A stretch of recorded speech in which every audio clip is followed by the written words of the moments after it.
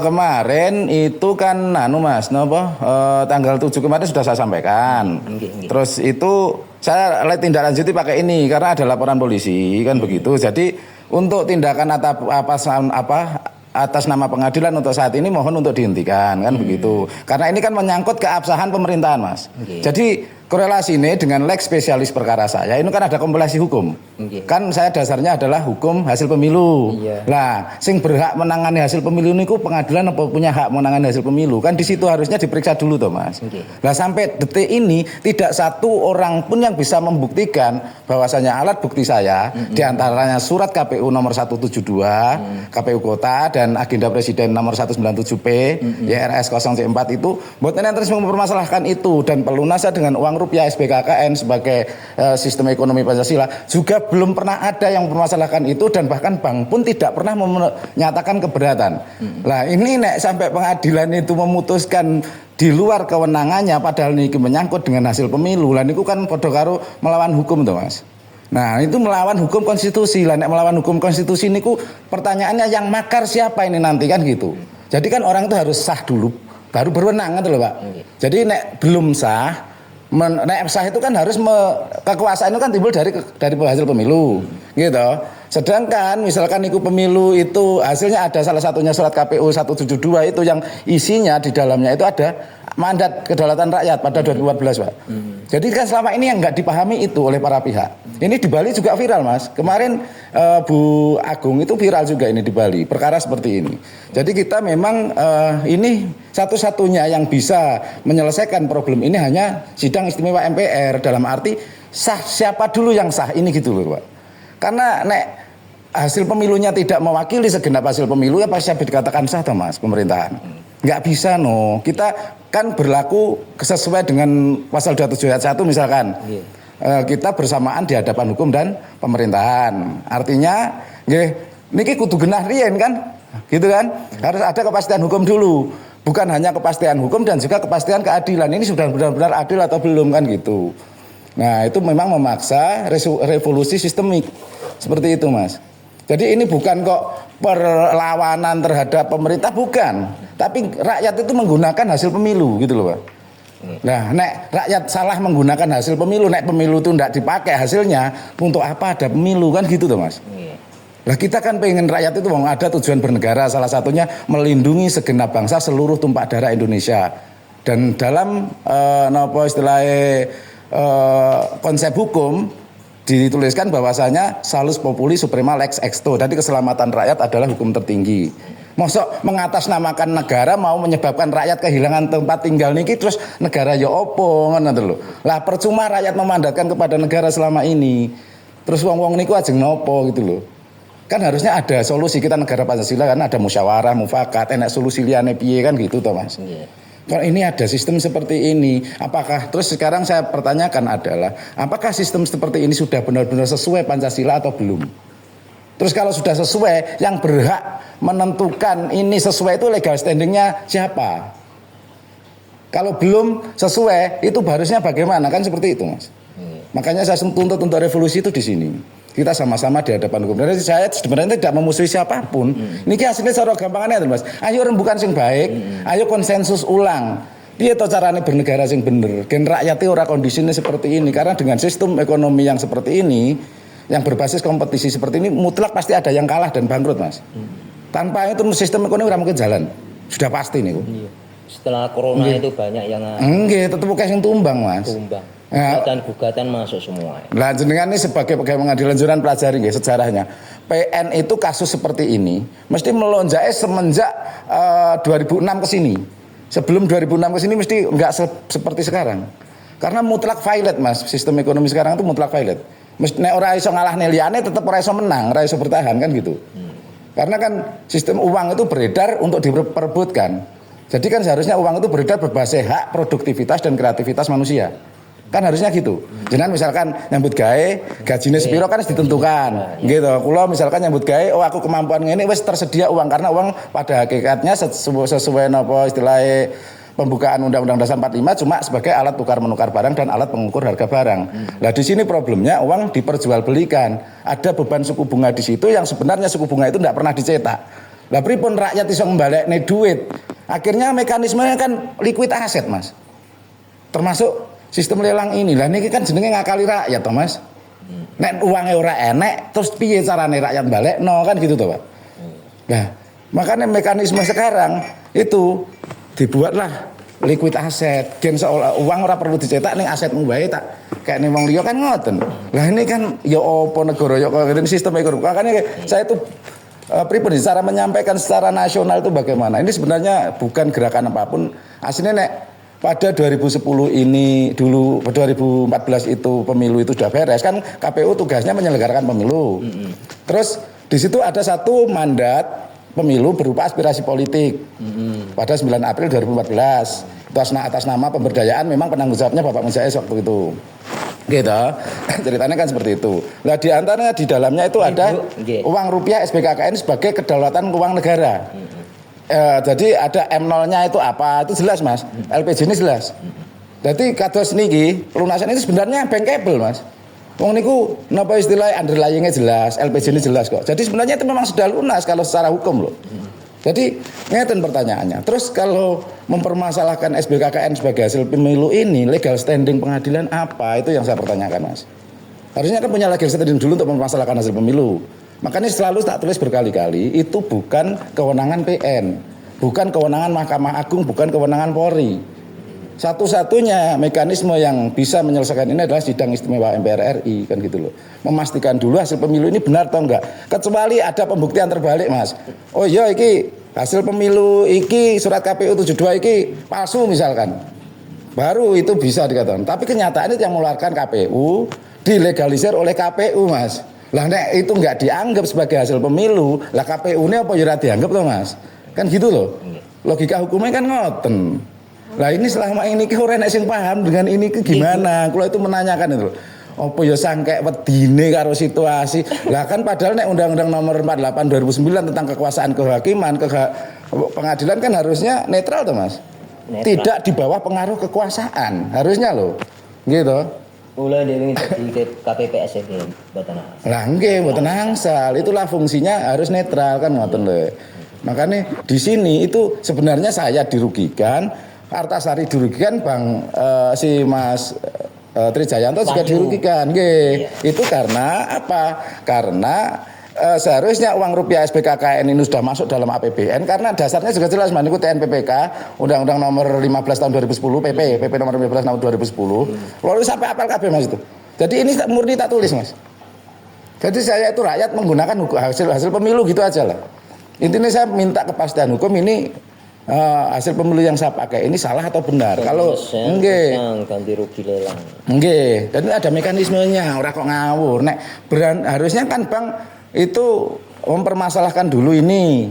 Loh ini urung lunas Mas, iki surat ini anu. Lah tapi pertanyaannya, Bang punya legal standing apa nanti kan gitu untuk mempermasalahkan hasil pemilu. Kan mboten duwe.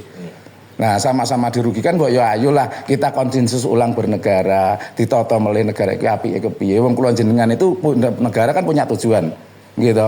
Sesuai preambul Undang-Undang Dasar 1945 alinea 4. Melindungi segenap bangsa seluruh tumpah darah Indonesia. Segenap loh Mas, ini nggak boleh satu pun kecer. Segenap loh nggih. Nah ini kan kita lupakan selama ini Mas. Lah nek rakyat wis golek pengadilan yang pengadilan negeri dirasa urung adil, yang PN tinggi belum adil, sampai ke Mahkamah Agung pun terasa belum adil, kita mau cari keadilan kemana? Lah terus definisi adil itu selama ini kan belum Mas, belum bisa diflurkan. Apa sih definisi adil? Definisi adil kan sampai tidak ada pihak yang dirugikan pertama. Yang kedua sampai tidak ada lagi yang bersengketa. Kalau masih dipaksakan dan masih ada pihak yang merasa dirugikan, lah itu dereng adil Mas. Terus jenis secara hukum normal yang diketahui orang pun itu pun Bu Suparti dulu dibohongi Mas. Dibohongi kan. Nggih sama Artasari. Jane nek majelis hakim niku wis teliti dengan dokumen ini, kredit APK niku Bu Suparti harusnya lolos Mas. Dalam arti apa? Waktu itu kan saya pinjaman 475 gitu. Lah itu dapat setahun saya minta tambahan. Nah, saya minta tambahan niku merikone menjanjikan tambahan asal ditambahi jaminan. Asal ditambah berarti berapa yang dijaminkan? Eh, 4 kan dulunya 3. Pada 2011 3, terus 2012 tambahin siji atas nama Bu Sartini. Ini kenyataan pencairan kita habis tanda tangan pencairan cuma kembali ke plafon awal Mas dan sertifikat nggak dikembalikan. Nah, nek Majelis Hakim teliti berdasarkan tanggal roya, tanggal terus riwayat kredit, harusnya Bu Suparti ini udah lolos. Dan jalan boten suwun lho sertifikate kalau semanten. Nah, itu sudah kasih tanda tangan teng Mas teng apa? Lah saat itu saya juga masih bodoh Mas.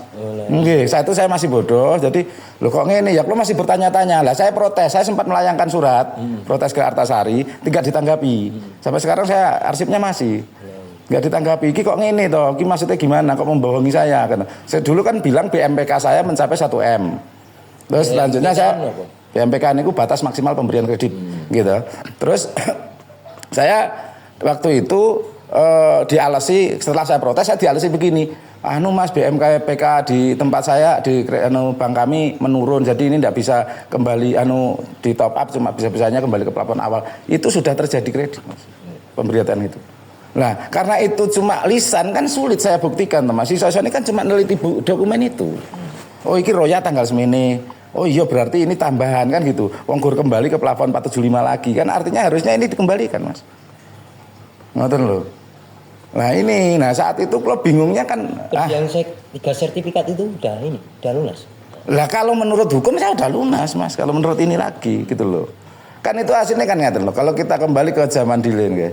Wong saiki nek bank bangkrut sing bailout negara, nek rakyat bangkrut ora nek sing bailout Mas.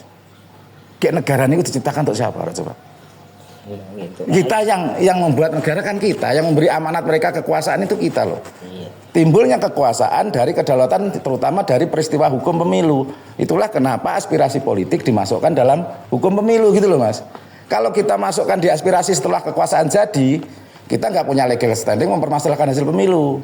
Tapi ketika itu dimasukkan melalui peristiwa hukum pemilu, sebelum Joko Widodo dicalonkan, waktu itu pileg ya, 2014 kan pilpres sama pileg belum jadi satu, belum serentak, makanya pileg dulu, dan di situ ada persyaratan presiden di aspirasi politik itu. Lah makanya sebenarnya ini tanggung jawab konstitusional Pak SBY. Harusnya dulu Pak SBY nek manut, ada dekret Mas, perpanjangan jabatan 1 tahun.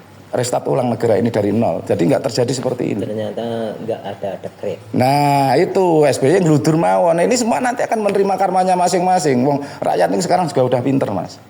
Gitu. Wong awake dhewe. Makanya kembali kepada pasal konstitusi bahwasanya Anda dan saya itu berkedudukan sama di hadapan hukum. Gitu. Apalagi ini saya gunakan dalam keadaan memaksa. Gitu, dalam keadaan memaksa. Saya ini ibarat analoginya begini. Dan kula nyetir nggawa keluarga, rem kula blong.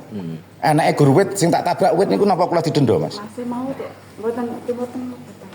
Enggak apa-apa kersane nggih. Engko nggih men. Kan enggak lucu toh, Mas. Saya dalam keadaan memaksa karena kondisi violate benar-benar buntu malah buntuan absolut, makanya saya menggunakan ini.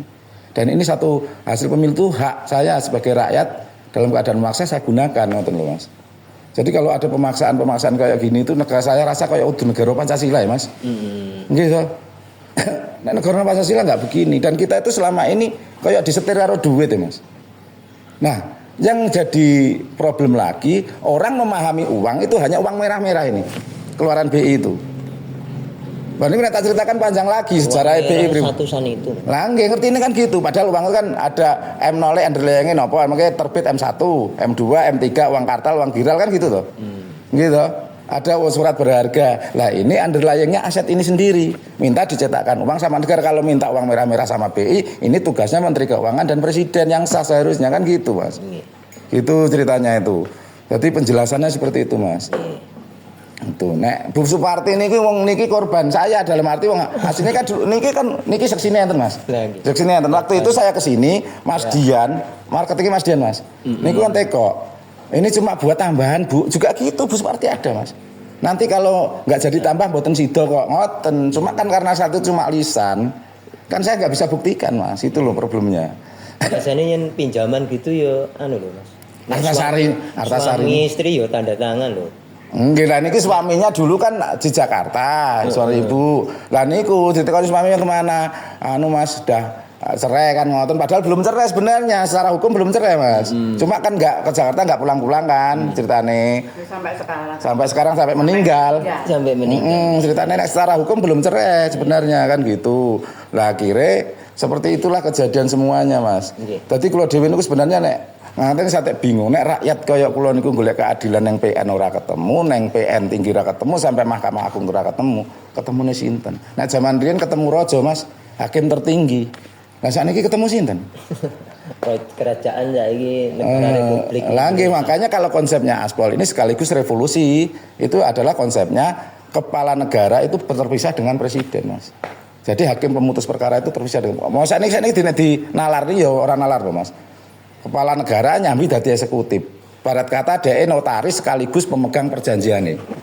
Pelaksana perjanjiane. Kan ora lucu to, Mas. Ya notarise ya pelaksana perjanjiane. Nek sebagai kepala negara ini kan pemegang tertinggi perjanjian negara dengan rakyat.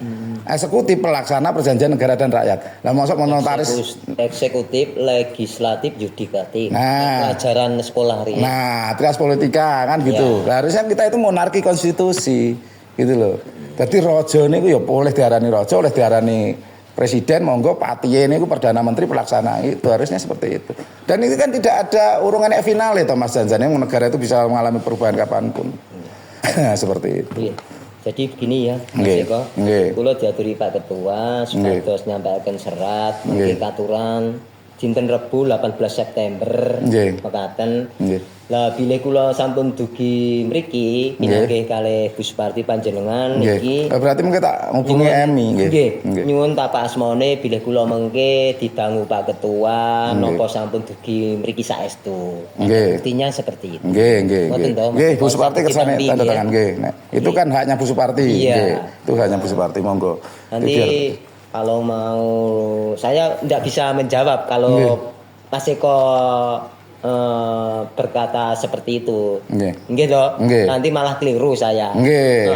Bukan ranah saya. Betul, itu bukan hak jenengan, nggih. Makanya kan kula dengan para pihak itu sebenarnya secara pribadi enggak ada sengketa. Termasuk dengan ketua pengadilan itu secara pribadi enggak ada sengketa. Cuma problemnya ini kedaulatan hukum negara iki kudu tegak, Mas. Itu gitu. Kudu bener-bener hukum negara itu harus tegak. Dadi nggih, seperti itu. Nah, tadi saya kirim surat juga hari ini kompilasi surat yang kemarin, tapi seharusnya saya ke pengadilan. Ini terkirim ini. Terkirim. Maksud saya, kalau sudah tapi saya tadi terdisposisi. Biar terdisposisi. Jangan sampai surat ini nek teko pengadilan pasti semua surat terdisposisi. Terkirim tapi melalui pos dari umum, terus Pak Ketua turun ke Pak Panitera. Nah, ini bagian siapa? Nah, gitu loh. Maksud saya seperti tadi itu. Tak kirim ke Polres juga tak kirim ke KPKNL, BPN, bahkan ke Mabes Polri saya kirim Mas. Jadi saya tuh mboten bohong ini kok tinggal dikira ngapusi dalam arti iki kok dikirim ini pura-pura enggak ada buktinya semua bisa ditelusuri kok. Jadi enggak bahan-bahan ora guyonan ini gitu loh. Nggih. Kalau ketemu Polres dek tanggal 7 nggih ke Polres saya. Tanggal terima ada. Iya. Napa kedah kula dibunyi kok. Nggih, Bu. Soale niki panggilane dumateng panjenengan kalih Bu Emi. Mengke kalih pemohon. Ngoten. Nggih. Makanya kula diangkut. Niku kan jalannya nggak bisa Mas, nggak bisa jalan. Jadi makanya dipercayakan pada pengacara niku kan masalahnya problem pada tubuhnya. Nggih. Ini kan saraf kecepit toh kulit niki. Saraf kecepit. Jadi dia nggak punya daya Mas itu samping. Nek saraf kecepit iki kadose rencang nggih enten lho. Ini gara-garanya Mas, operasi. Jadi permanen dia, jadi lumpuh permanen. Gitu. Nggih. Nek seandainya beliau dulu nggak operasi, nggak lumpuh permanen. Salah nopo sing nangani? Sarafnya dipotong. Dulu di ortopedi sarafnya dipotong, gitu. Harusnya disambung atau dipindah gitu, diangkat pelan-pelan tapi dipotong. Akhirnya kan saraf perintah motoriknya putus. Gitu. Nggih gitu nggih Mas, monggo nggih. Kula Ibu, kula nyuwun tapak asmane